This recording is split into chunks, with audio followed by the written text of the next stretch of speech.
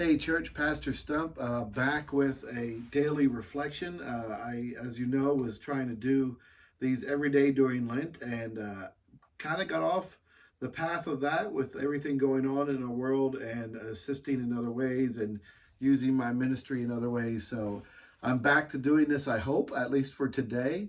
I'm here in my house, which I just moved into in February, so of course haven't done any remodeling and honestly haven't even completely unpacked, as you can tell, with some empty cabinets behind me and stuff. We're just moving things still out of storage. And if you know me, you'll know that I'll probably be doing that for quite some time while I stay busy with church work and other adventures in life, just as soon as we can.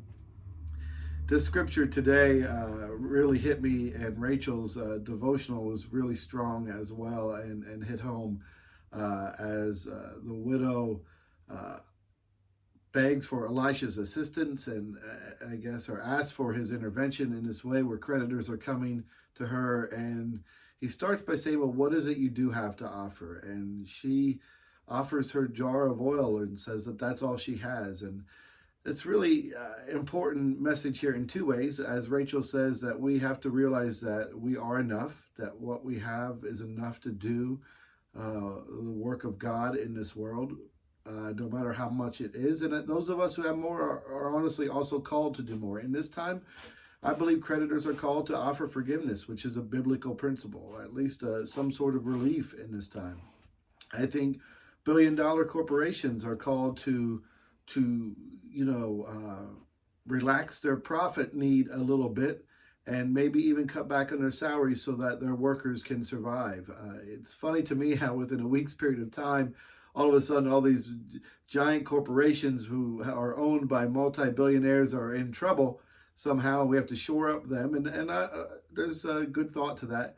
But other Americans are expected to have saved up enough to weather this on their own. So hopefully, leaders of our nation will compromise and negotiate, and we'll all get through this the best way we can. Thinking especially of those who are the most vulnerable among us, which is who Jesus reached out to help. So, not to go too far down that, I want you to realize that what you have to help now is enough. If all you can do is stay put and stay calm and wash your hands, that's enough to help. That's actually really very important. If you have the financial ability to help more in our world, that's really important as well. I'm sorry, it's shaky. My dog Finn here is with me as well. So, um, if you can do things safely and help others, cook some meals safely and deliver them safely, and following recommended guidelines on that, that's enough. This isn't going to take, on a behalf of 99% of America, giant things. The scientists and doctors are working very hard, and I have great faith in their abilities. So there's two roles here. There's the widow with the jar of oil, and that's all she has. And it's a beginning. It's a start. It's a place to work from, and we all deal with those struggles, as Rachel said in the devotional. And please read that. That we all go through those tough times. I will fully admit that I have known financial hardships in my life, and I expect to know them again, especially being a person called to ministry in the way that I am. But there's also the role of Elisha here, the person who steps in from a position of influence and appears to be going to help her. He asks her, quite matter of factly, what is it that you have? There's not a lot of sympathy, actually, at this point, or compassion in his words initially. It's just, well, what do you have to work with?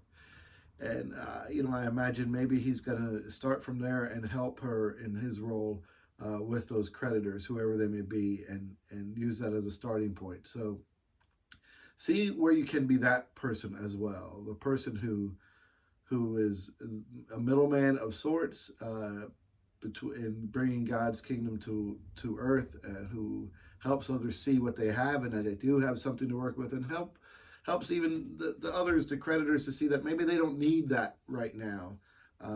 So think about how those roles are important in your life and how you can serve God as either one of them, either the widow or Elisha. And know this, that you are enough for God.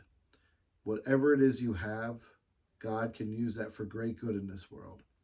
Take care, everyone. Stay calm. Wash your hands. Breathe. Read. Enjoy time with family. If you're alone, pick up the phone and call someone. If you know someone who's alone, pick up the phone and call them. Talk to you soon.